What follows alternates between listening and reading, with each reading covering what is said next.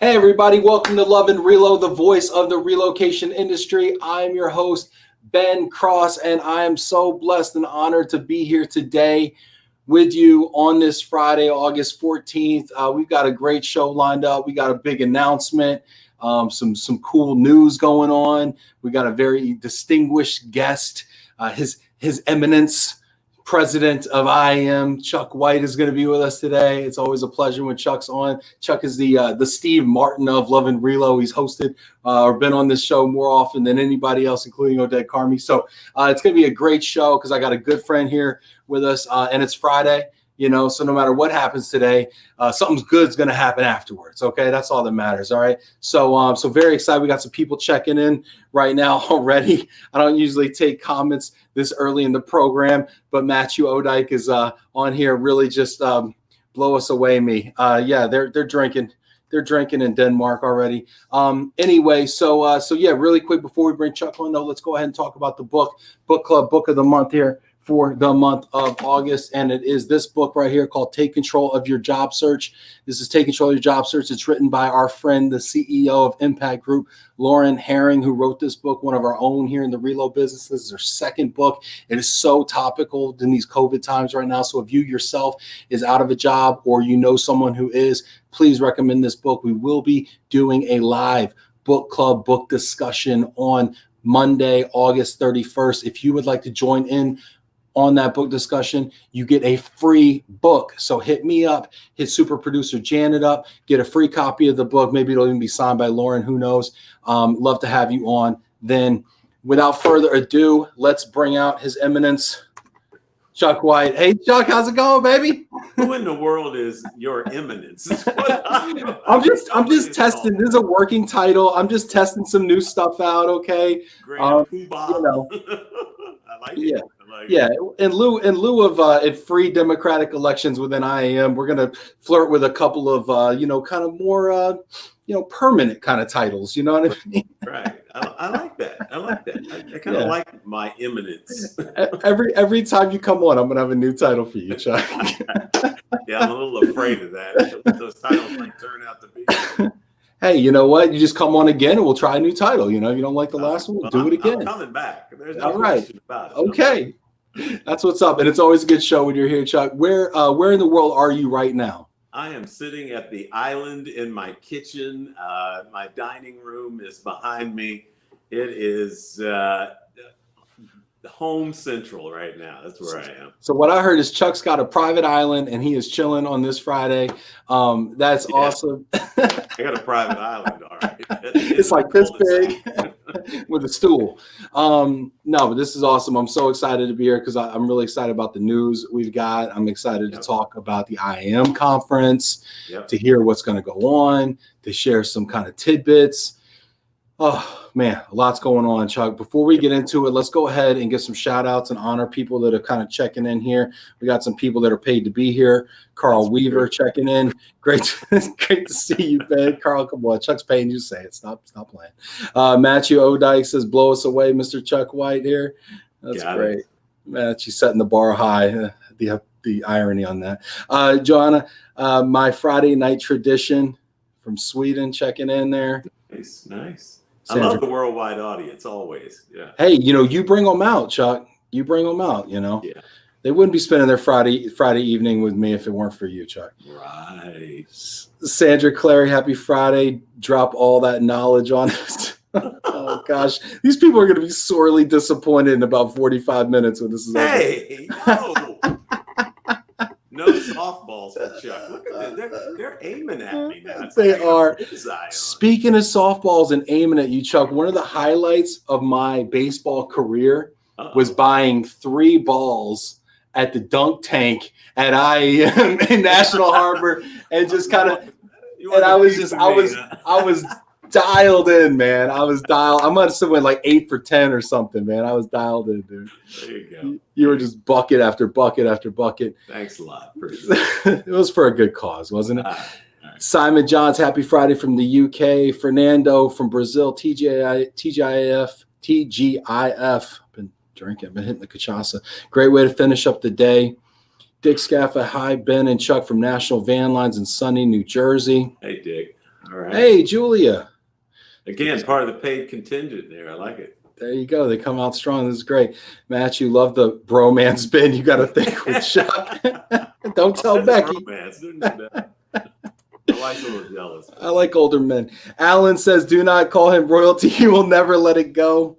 Damn right. I'm getting a crown. There's no Chuck, I think hands down, though, hands down, you know, we joke a lot, but hands down, you are the most fun association president I think I've ever met, honestly, Chuck. You're a ton of fun, man. I appreciate it. It's so much fun working with you. That's all I am.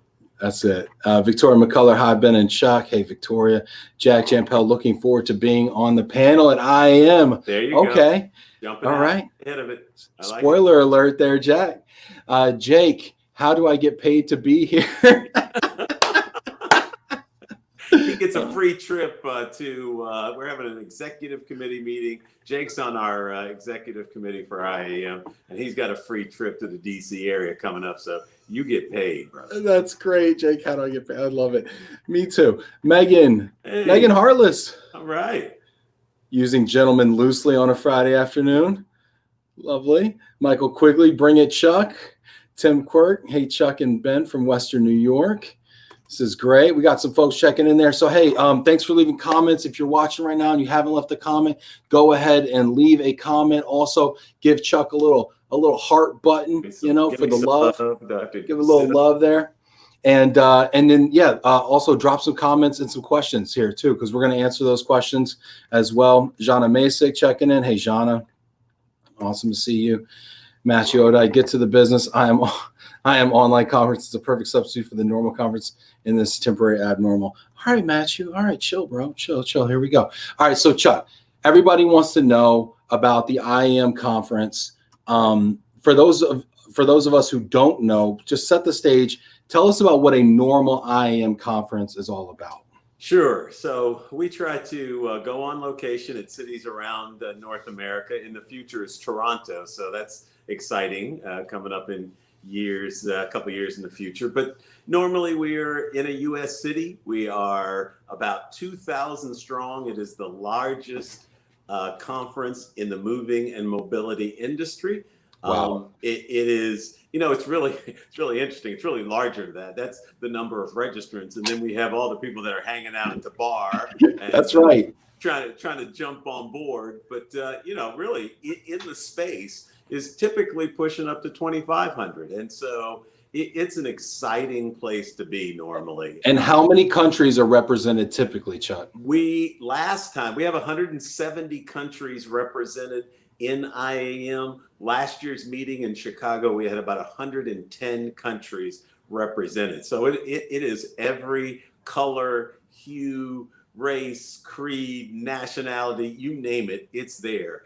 And they all care about one thing, and that is the color of green. It's about the color of money, buddy. Yeah. Well, I got to tell you, you know, the IAM conference, in my opinion, is the most dynamic conference in mobility. And I'll tell you why I say that, because everybody you meet wants to do business somehow, partner somehow, right? And it's not even like in an off-putting way. It's not like in an annoying way, like, hey, I'm going to try to avoid these people over here. It's like in hey, can I buy you a drink? What do you do? You know, it's so much fun. Yeah, it's awesome. And just as you said, people are looking for people to do business with. That's why they are there. So they're not shying away from anyone. They always figure they can exchange a card, they can get a phone number, an address, an email, and then really connect with people on that business level soon after. But it's all about doing that in a real fun way. And the other thing too that I came to realize after going to about 10 different IAM conferences is that when I go and I meet these folks from overseas, they oftentimes act not only as movers, right? It's the International Association of Movers, and people think there's a lot of misconceptions about International Association of Movers. Is it just international? Is it not for domestic? Is it just for movers? What about other types of relocation? But what I find when I talk to folks from India, or I talk to folks from Africa, or I talk to folks from South America, or the APAC region, is that oftentimes they serve as full service relocation companies in that market, right?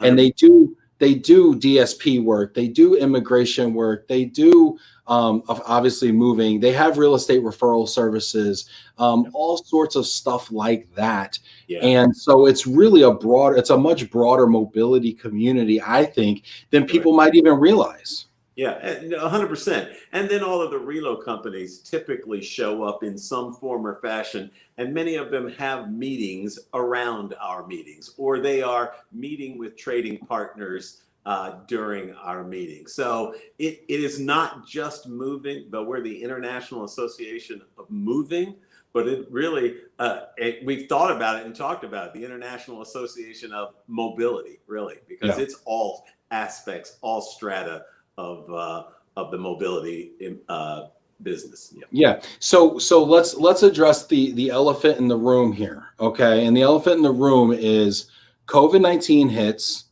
and you guys were really holding on to this in-person thing. You guys were all in on it. I know we've been talking for a long time about it, because so much of it is the hugs and the handshakes. That's right. And the free drinks, and the learning.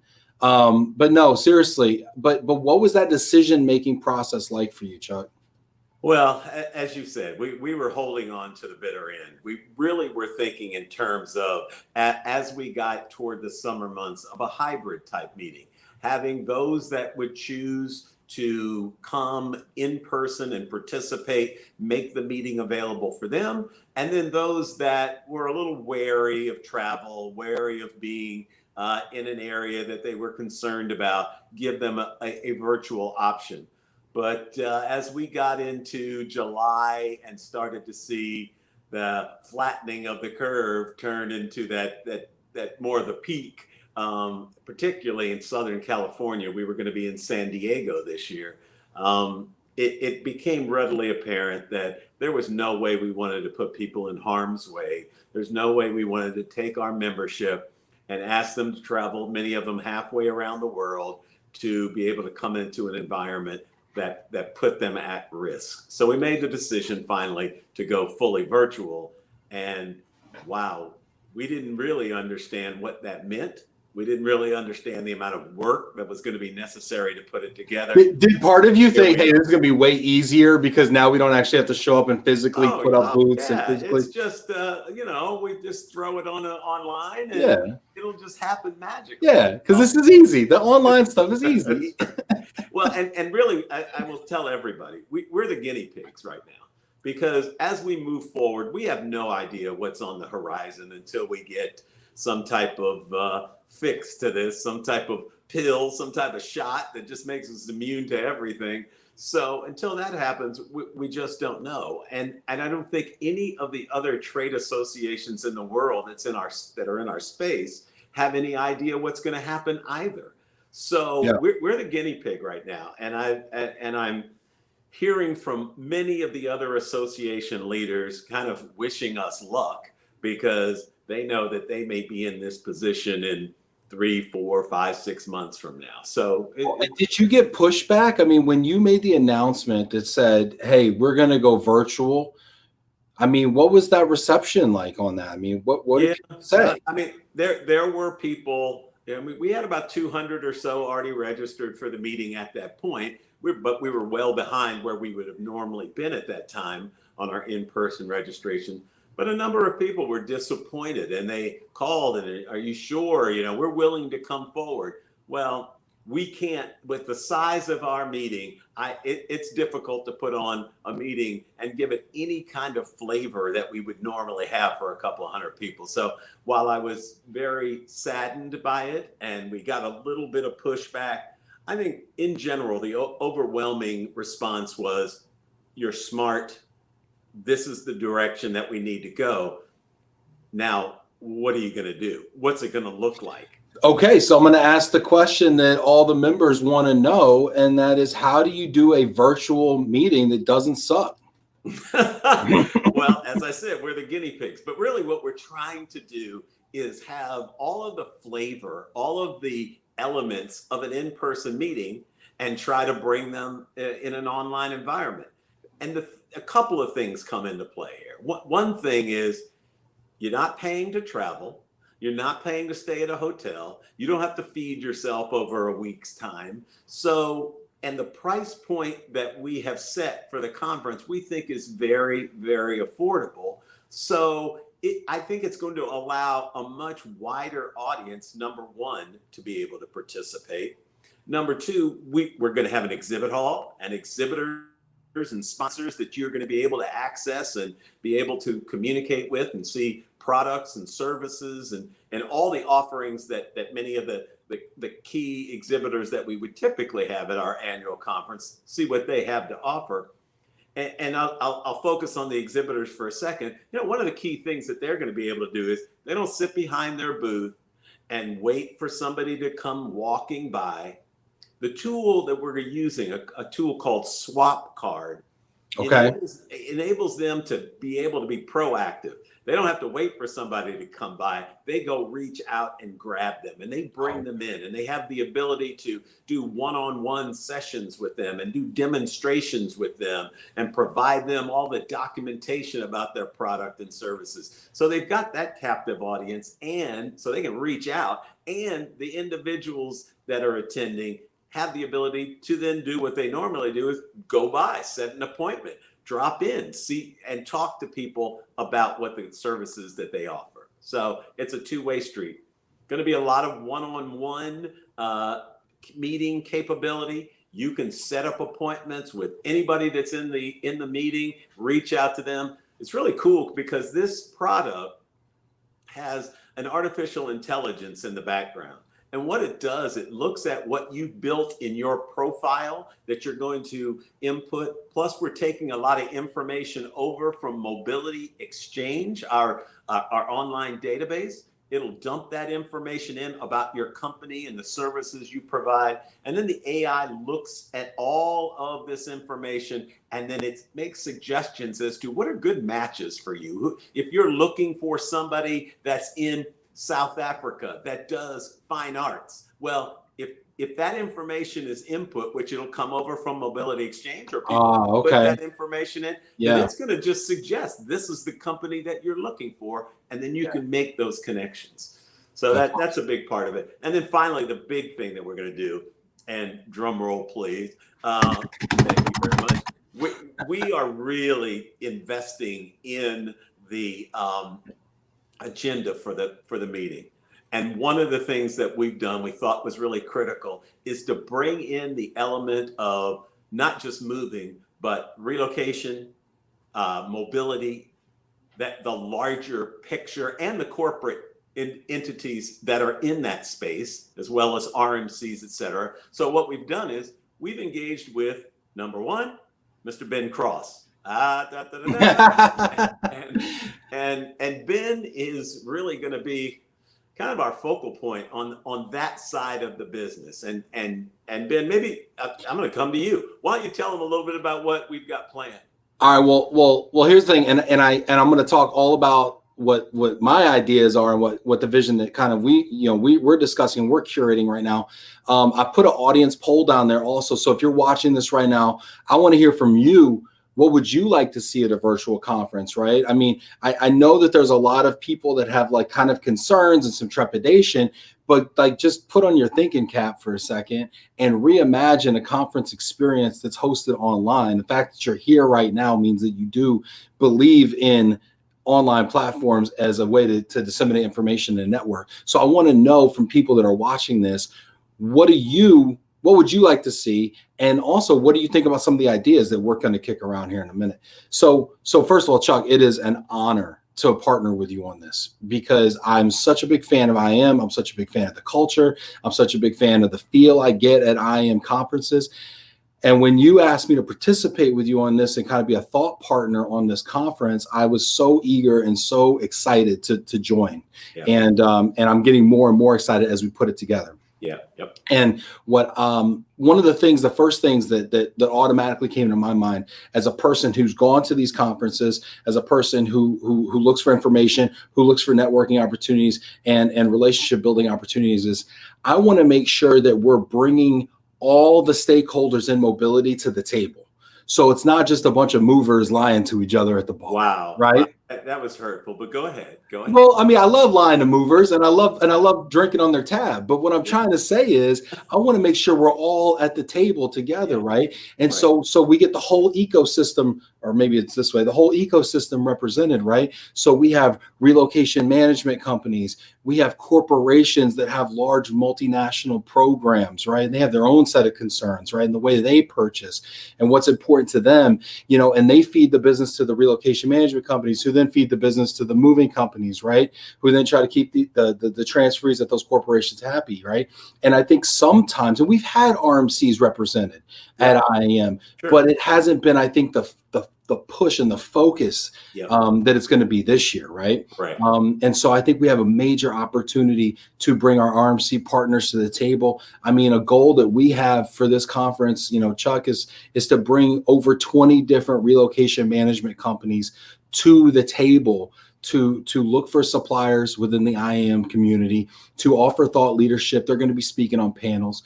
And then my goal, Chuck, is to help us bring at least 24 corporate mobility managers, not only to speak, not only to attend, but to also speak and share their ideas on panels so that we can actually get the voice of the client represented. I think that's so important. The other piece of it that I would add is that, and this bit that you add to the conference, we're such a worldwide organization, and it's difficult to ask people to come and speak at your conference when they have to pay to fly there from halfway around the world, right, when they have to pay to stay at a hotel, etc. So what this is going to allow us to do is really focus not only on the U.S. and what the U.S. relocation environment is like, but we're going to go to South America. We're going to go to Europe. We're going to go to Asia. We're going to pick the best and the brightest and those that have the most work out of those regions and try to really gear those to the people in their region, but for also the folks in the rest of the world that can come in and say, there's business coming out of this region that I need to see if I can get involved in. These are the players, and I can get accustomed and learn about them. Yeah, 100%, right? Because I'm gonna use my friend Kerwin Guillermo, right? Kerwin Guillermo, chair-elect for Worldwide ERC and the global mobility head for Hewlett Packard Enterprises, who sits in Singapore, right? Phenomenal individual who's been on the show. Most of you know him if you're watching this and you're in Relo. He's not necessarily going to fly from Singapore to San Diego to sit on a panel, but he will get on a session, and I have his commitment. I hope I'm not speaking out of school to be on a session, right? Don't tell anybody, it's a secret. Yeah. To be on a session to give his vision for where the mobility industry is going.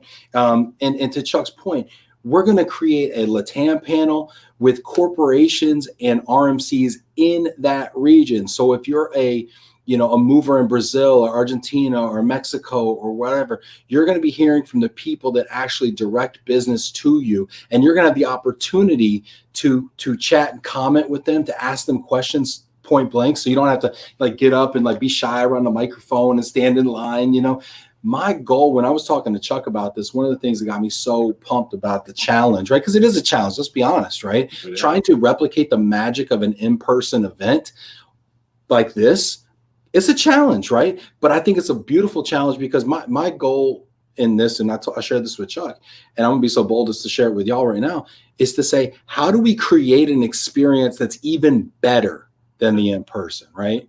And y'all probably Ben, you're crazy. You're smoking something. No. The only thing that you're not going to be able to recreate is the bar scene, but we'll have some networking, casual activities as well. So even though it's going to be BYOB and Ben's not going to be there to buy your beer or your cocktail, I'm on Chuck's tab.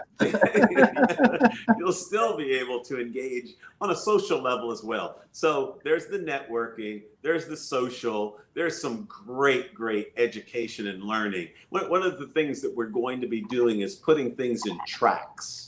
And we've talked about that in the past, but we never had the width and breadth of people to be able to really actually manifest that. So we're going to have a global mobility relo track. We're going to have a U.S. government track.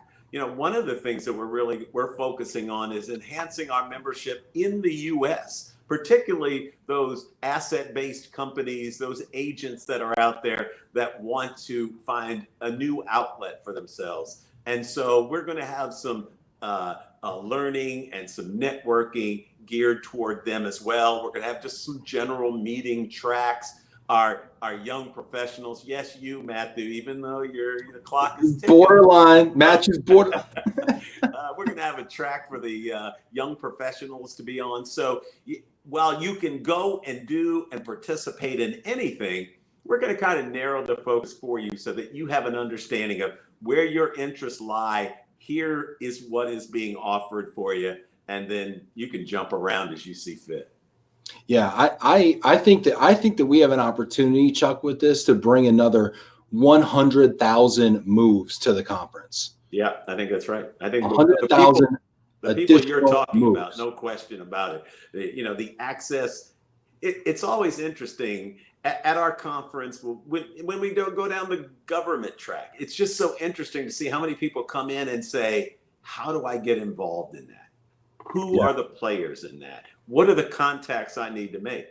Now you're going to see those people with those 100,000 plus moves from all over the world.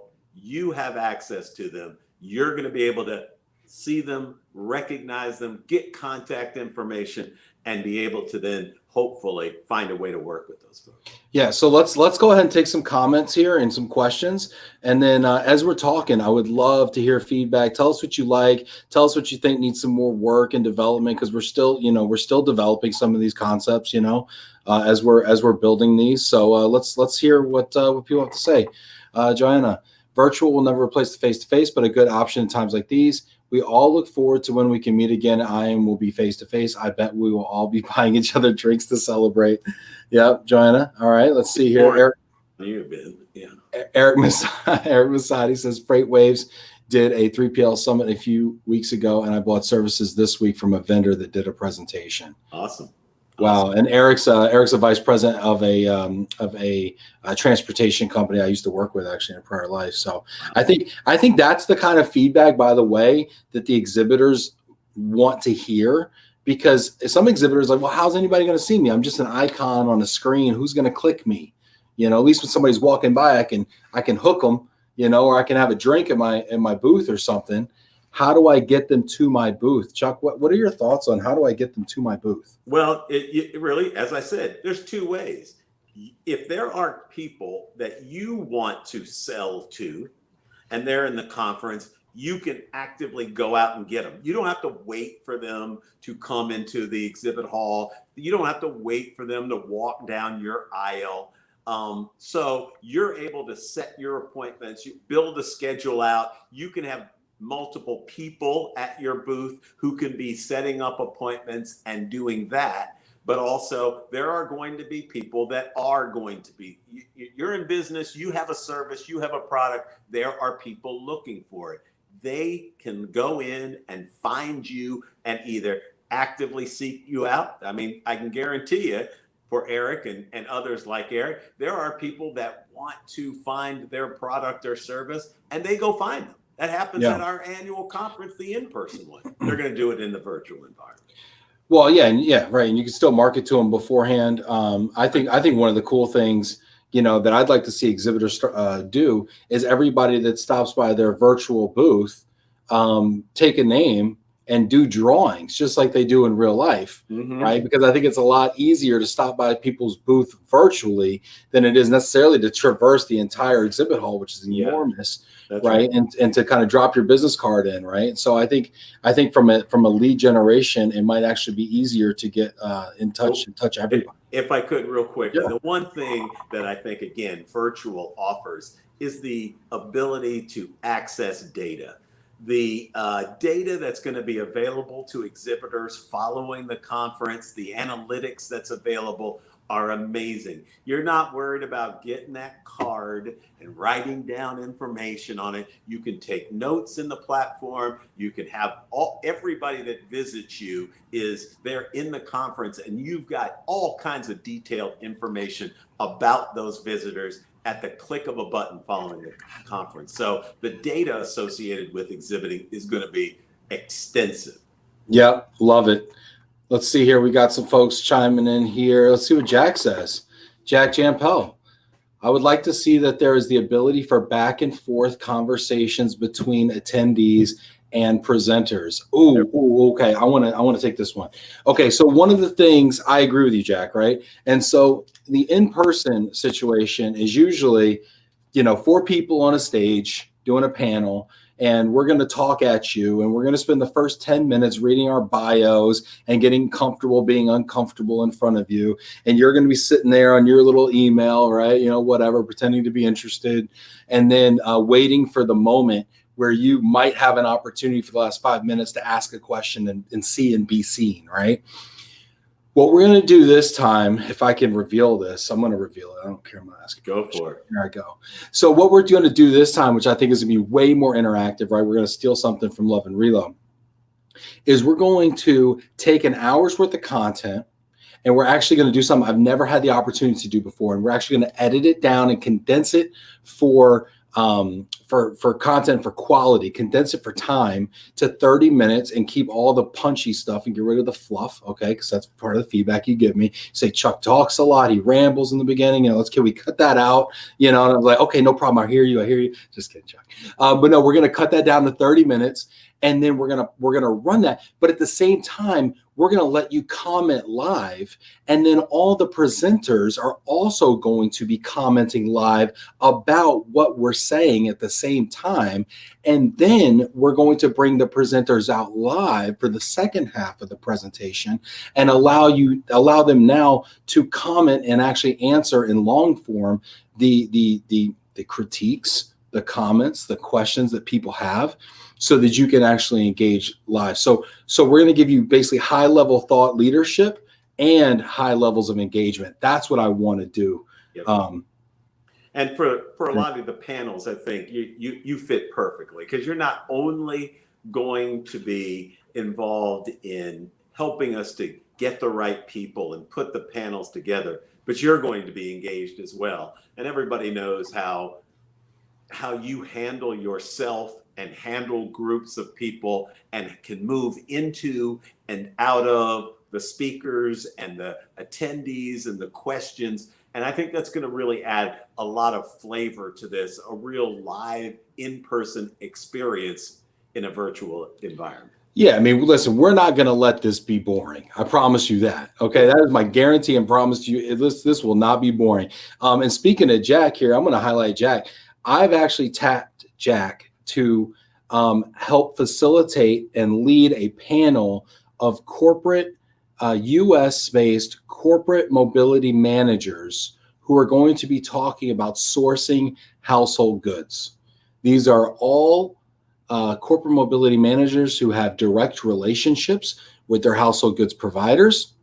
They're going to be teaching us how they do business with their household goods providers, what they are looking for in their providers, their ideas on partnerships, on what that relationship looks like.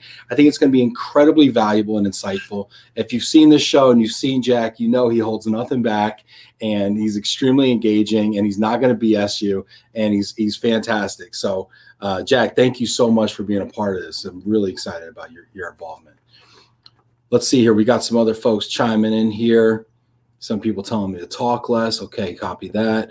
Let's see here.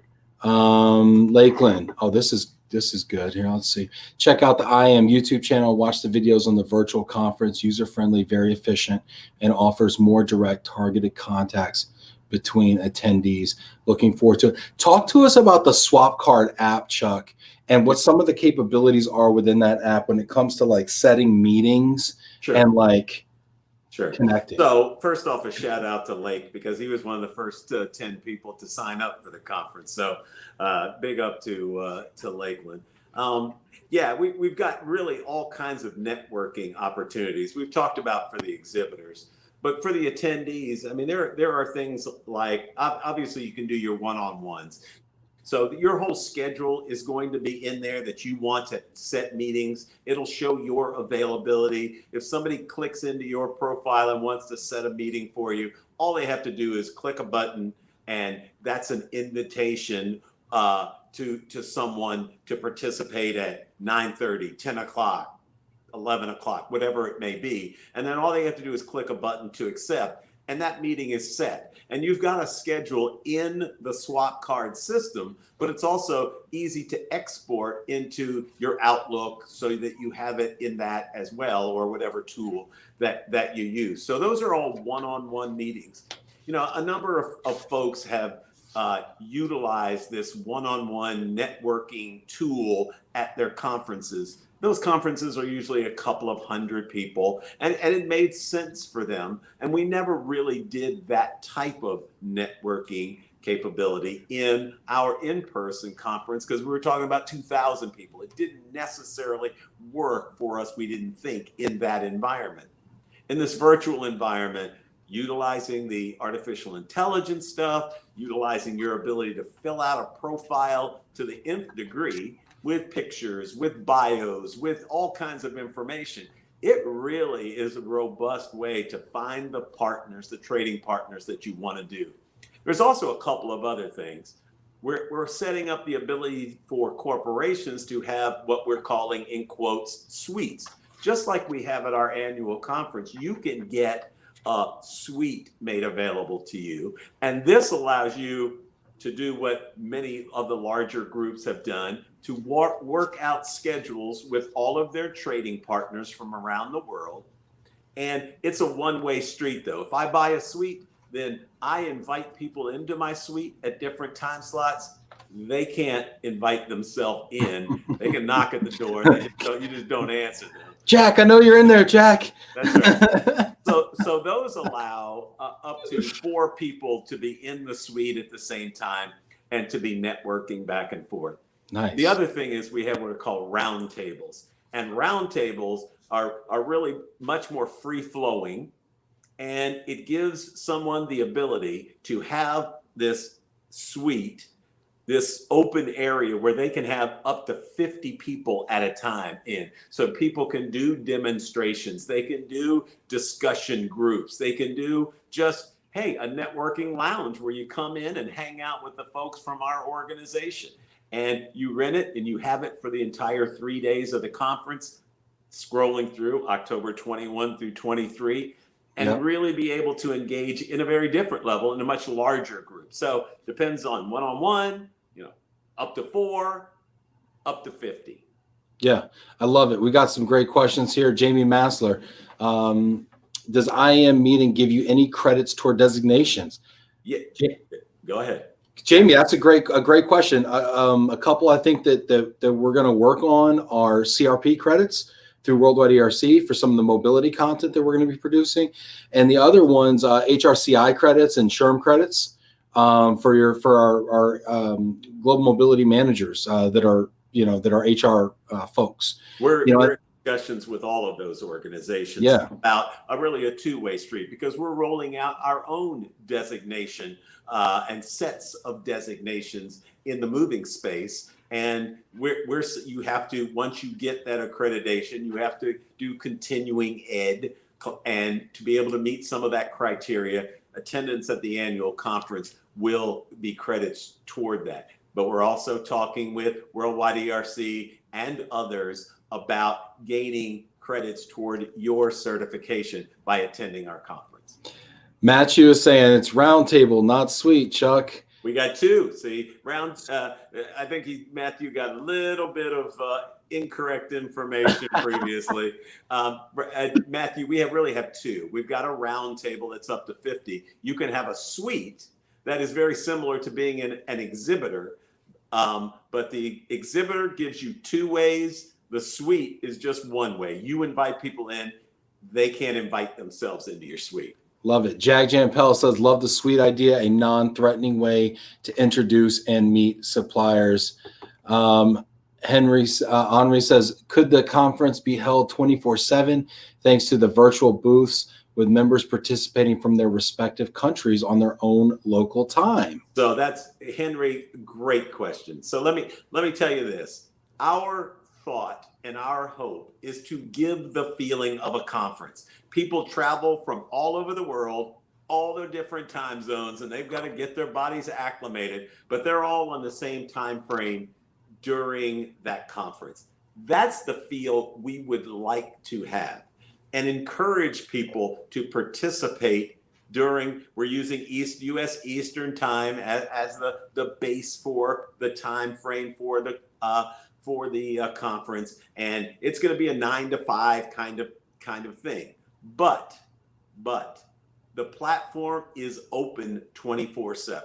And so there will be some, it may be multiples from an organization that's responsible for the 9 to 5 US Eastern.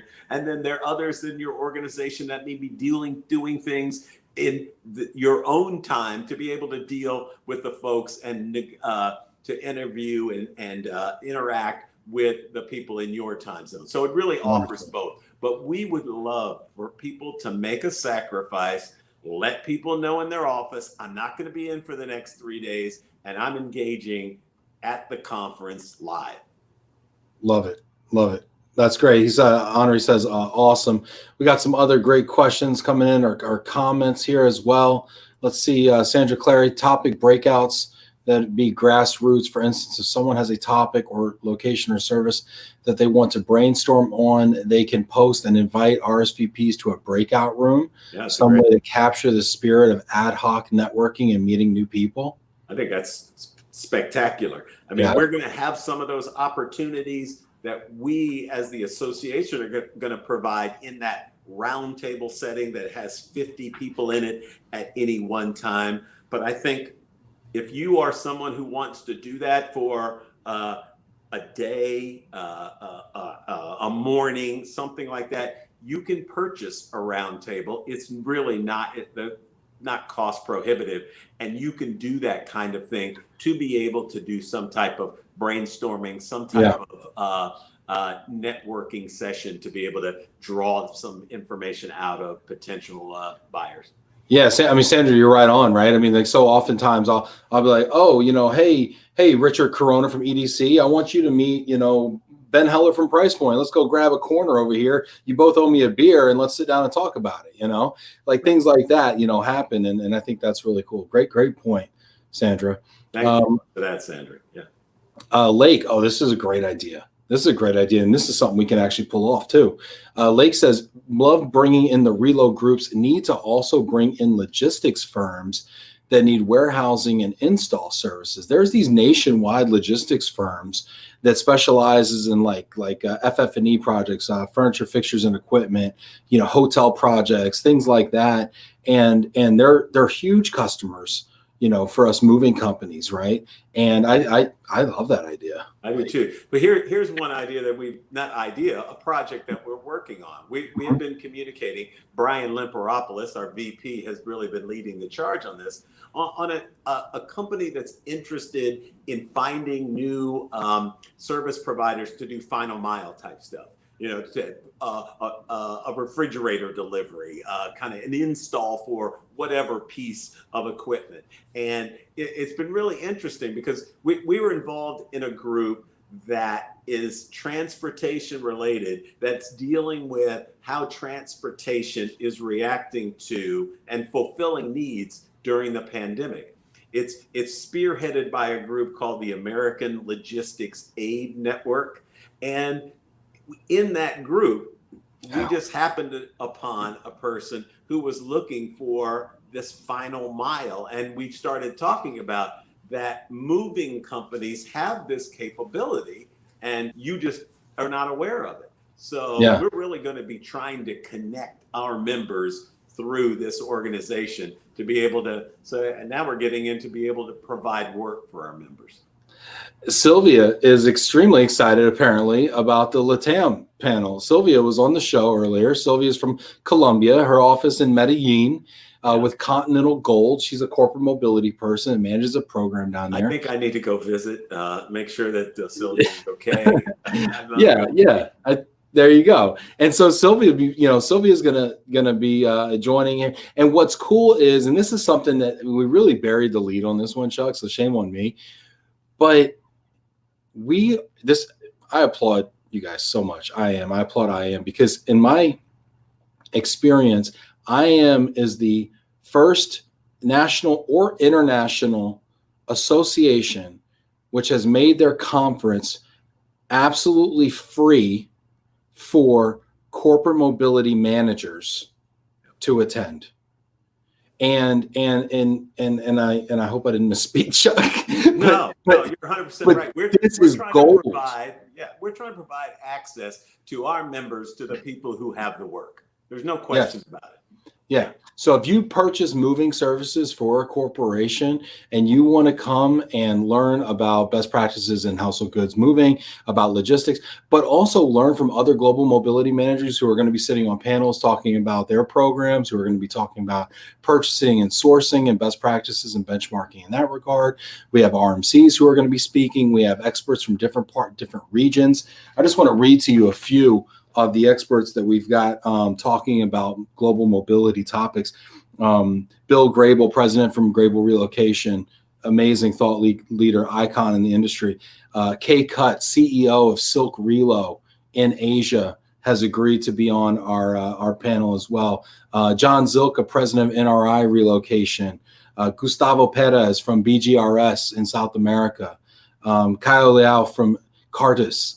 Patricia Tavares from Unilever. I mean, the list goes. Jack Jampel, who's on here in the comments, and thank you, Jack. The list goes on and on. We're probably going to have about 24 notable global mobility icons, figures, thought leaders that are going to be a part of this, producing content live, who you can interact with, who you can send questions and comments to. We were really trying to up the ante and raise the bar. And Chuck, I appreciate you and the association allowing me to just be crazy and just go and do all these wild things and really reach, Well, that's exactly why we reached out to you. The thing is, we have to provide value. There has to be a value proposition. What I got early on was, I've done the virtual thing. I've been on Zoom. I've been on these other formats that are out there, Teams and others. Well, this is that on steroids and then some. This is so much more than just getting on a Zoom. Once you're in this platform, once you're in the conference, the connectivity, the interactivity that's going to be available to you, and goodness gracious, the learning and the contacts that will be available to you are going to make you think, why didn't we ever do this before? Where has this been? But we've got to market it. That's why I'm here. We've got to sell it. We've got to have a value proposition for people to buy in. Yeah. And I agree. Jake says, I like your thoughts on a virtual environment helping to eliminate the timidity factor when it comes to asking panelists questions. It probably took me 10 years in the biz to be confident and brave enough to ask a question out loud at a panel. Good thinking. We'll get lots of participation from younger, newer minds in the industry. Jake, I mean, case in point, look at the ridiculousness that goes on in the comments on these shows. I mean, people have no timidity whatsoever, right? So if we can get the kind of engagement and the variety of thought leadership in our comments at IAM, we should have a very fair representation of the global mobility industry. Well, I'm excited. So again, I haven't really talked about the pricing, but our early adopter pricing is $299. And when someone thinks that's for a normal registration, when someone thinks about the fact that they may spend $1,000 or more on airfare, they may spend a couple of $1,000 on a hotel room. They've got one night's hotel room. Conference. Yeah, that's right. Got a hotel. Got registration for the conference. We were at $1,295 for the in-person conference, and that was the early bird pricing. And it's amazing to me that some people have pushed back a bit on a $299 price. When somebody's willing to throw up $5,000 to come to that in-person, why not give virtual a try for $299? If it is the worst thing in the world, just send Chuck some hate mail. It's fine, There you go. Tell them I'm a bum. But maybe it turns out to be just one of the best experiences you've had. So let me give you just one quick example of this. So in the association world, it's almost funny to think about. There's an association for associations. It's called the American Society for Association Executives. And right before I got on your program, they just had 10, 11, 12 this month. They just had their annual conference and they went fully virtual. They were going to be in Las Vegas. Now, I was going to that, so you tell me I wasn't crying when they went virtual. But they normally have, it's a huge conference, and they normally have 5,000 to 6,000 attendees at their conference. Dang. They just came out with a message that in the virtual environment, they had over 14,000 people in their virtual environment. Wow. And it was spectacular. The learning, the speakers, the professionalism that they rolled this thing out was amazing. So they more than doubled their normal attendance because of the access. What I love about this is too, Chuck, to your point, right? Like I'm fortunate. I get to go to these conferences and dress up and shake hands and get free drinks and everything and get smart.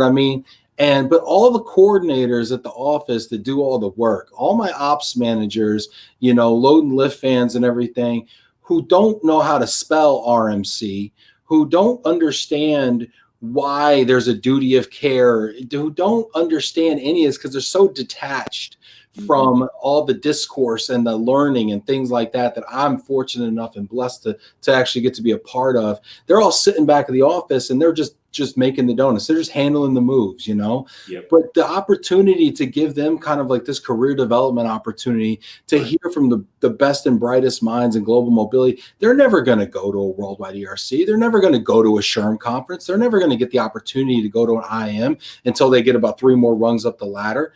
But they can tune in for $299. Yeah. They can tune in and I can get my whole desk of people, a pass to IAM. And, it's in late October, it's October 21st to the 23rd, and we take a couple of, days where we just kind of, divide our time and they can go learn, and I think that is phenomenal. I do too. I've been in the business. I completely understand what you're talking about. Yeah. We would go to these conferences and come back and we bring the tchotchkes back and stick them back on everybody's desk. Here's a stress ball. Here's a coffee mug. Exactly.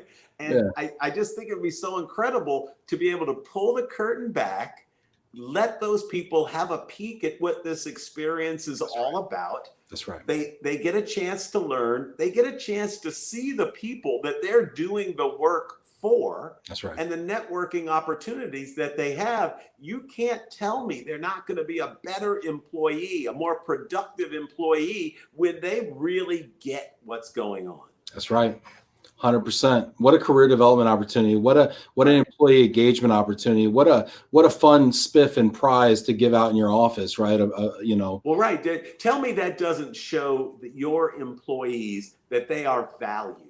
That's that right. They are considered good enough to be able to peek behind the curtain and see what I do when I go to those conferences. It's fun. There's no question about it. There's a lot of craziness that goes on. But man, it is a bunch of work, and you're sitting in session after session, meeting after meeting, and it's the second you wake up in the morning to the second you put your head on that pillow, and you darn sure better not oversleep. Get your butt to that meeting that you've got scheduled that next morning. So it's work. They need to. Well, and a lot of times, only the owners of some of these agencies go to these things, or the senior ranking folks, and they go there and they meet with the people they already know. But since we're bringing so many more clients to the party now, it also makes a lot more sense to bring some of your business development people in addition to your operations people, and say, hey, try to network, see what happens, right? That's right. We've got some other great comments as well. Quirk says he feels like he qualifies for and most appropriately identifies with the YP track. Tim, listen, it's going to be easier than ever to sneak into events you don't belong in. So I encourage you to really give it the old college try, Quirk. See, I'm not so sure about that. You could always sneak by the 75-year-old lady who was there checking badges.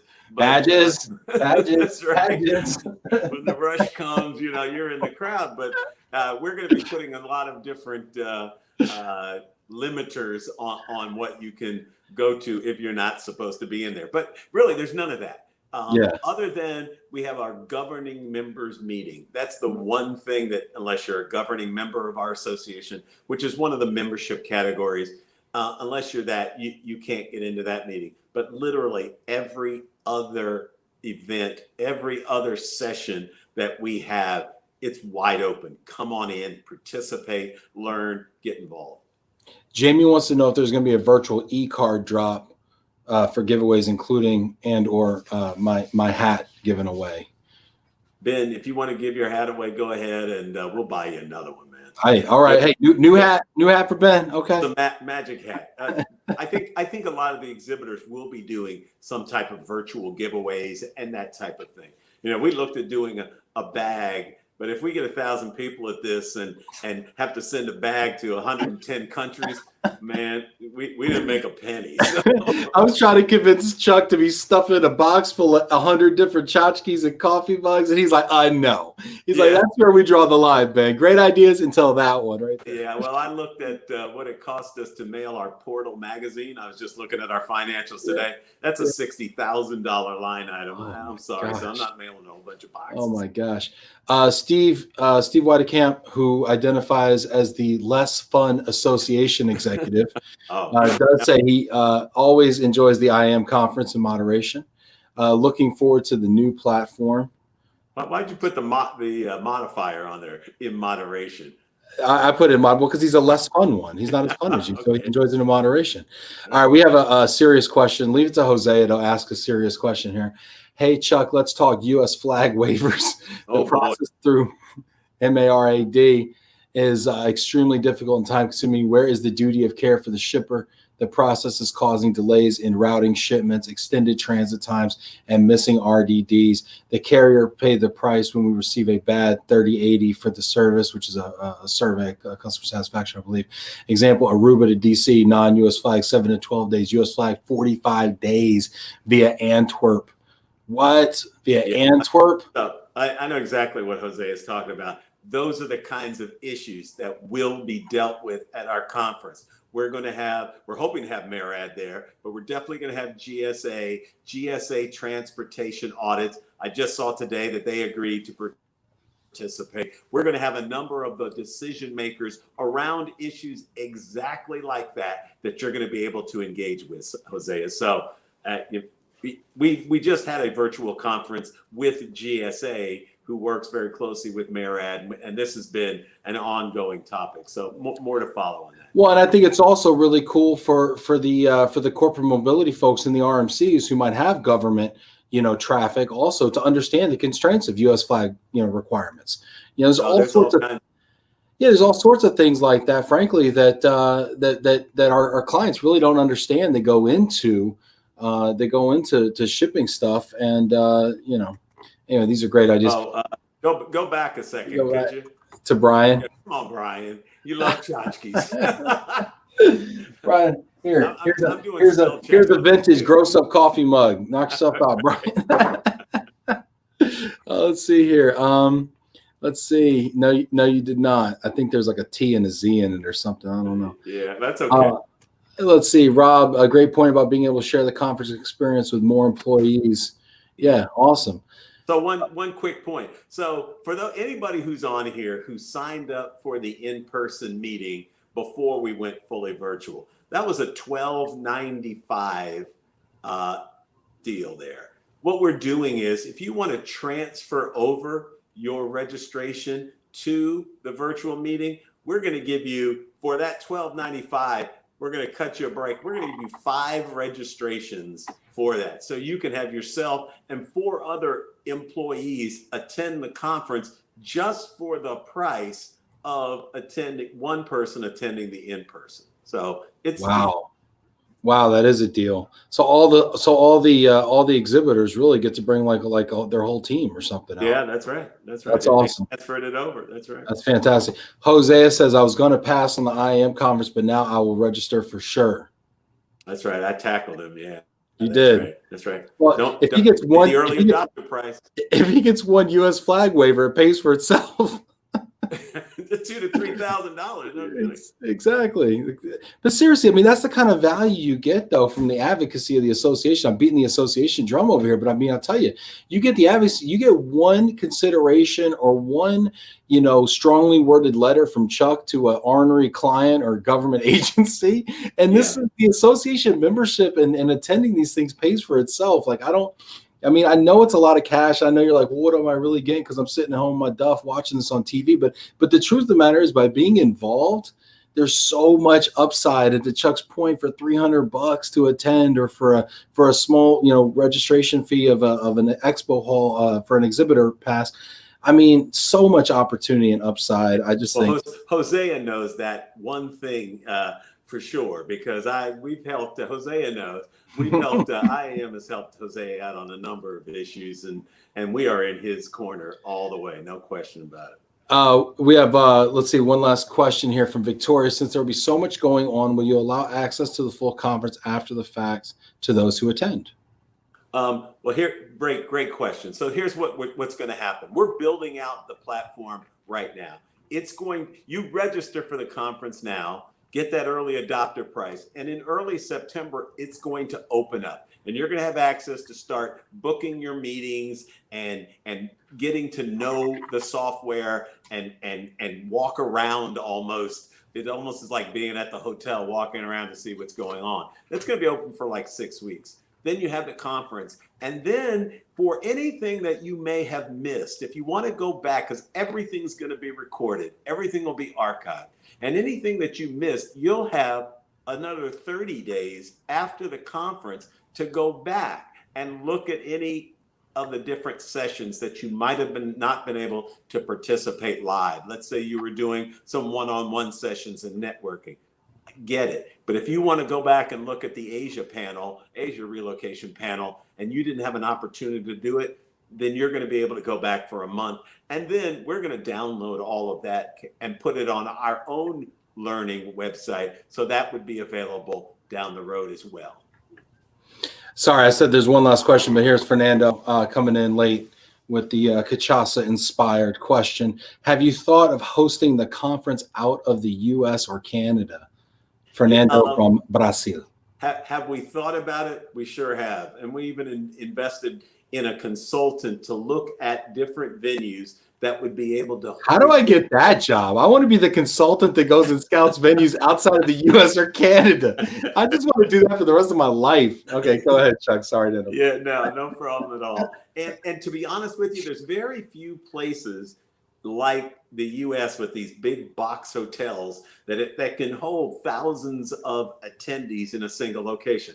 Almost everywhere we look, we're going to have to be in 5, 6, 7 hotels in order to be able to accommodate. We've done that a few times. We did that when we went to Vancouver. We'll do some of that when we're in Toronto. But what we're afraid of is everybody around the world is so adventuresome, is ready to travel, is ready to do these new things. I'm not so sure about us Americans. We're kind of feeble. So we're homebodies. I worry about the attendance from the U.S. in places outside. So yes, we're looking. We're really thinking about doing more regional meetings where we don't have our full annual conference there, but we've taken smaller meetings to Singapore. We've been to Antwerp, Belgium. We've been to Belfast, Northern Ireland. So we have ventured and taken meetings outside of the U.S. I think we'll do more of that in the future. Jose admits that IAM's always been good to Universal, for the record. There you go. Tim Quirk, plug-in North-South Logistics. Thank you, Tim. I appreciate that. That was one booth registration. Thank you very much. Let's see. Oded, nice job, Benny Boy and Chuck. Of course, this should be a great virtual conference. Agreed. And thank you, Oded, for being a part of it as well. Joanna says, I think his saying goes something like, if it sounds too good to be true, it probably is, but I really hope this will be as good as it seems. The skeptical Swede. Give us a chance. Give us a chance. I think it's good. I think you will walk away saying, that's a whole lot better than I ever imagined it could be. Yeah, and I will give you a Chuck's money back guarantee. Okay, so if my I session sucks, go talk to Chuck about it. No, but Chuck, seriously, this is fantastic. I'm super pumped about it. We've set the bar high. We've declared our intentions. We've set our goals. We put it out there. We've spoken it into the world. And now it's on me and the rest of the IAM team to deliver something world class, phenomenal, beyond anybody's wildest dreams. And we set the bar really high. Yeah, that's right. We're going to breathe life into it. We really are, with your help, which is greatly appreciated. This is kind of like taking Love and Relo on the road, and we're taking you worldwide, buddy. You've got a worldwide audience, and we're just going to make it that much bigger. It's going to be great for IAM. It's going to be great for you. I like that neck thing. I can't do that. Yeah, stamp my passport. Anyway, but no, this is gonna be great. Chuck, I'm gonna give you the last word though. Is there anything you want to leave folks with today? Just give us an opportunity. I think if you do that, I think we'll meet your expectations. We are a membership organization, and we're asking our membership to support us, just like we want to support you. This is a difficult time, and financially, we've taken a huge hit from not having our annual conference in a live format. This is new. We're the guinea pigs. We're going to be out there trying to meet the needs of our members. Come support us, help us out. Awesome. Can't wait to see everybody there. Thank you so much for being with us on a Friday afternoon at Love and Relo. Thank you so much, Chuck White, International Association of Movers President, His Eminence. Thank you, Chuck. I appreciate you. Thank you, Ben. Appreciate it. Take care, everybody.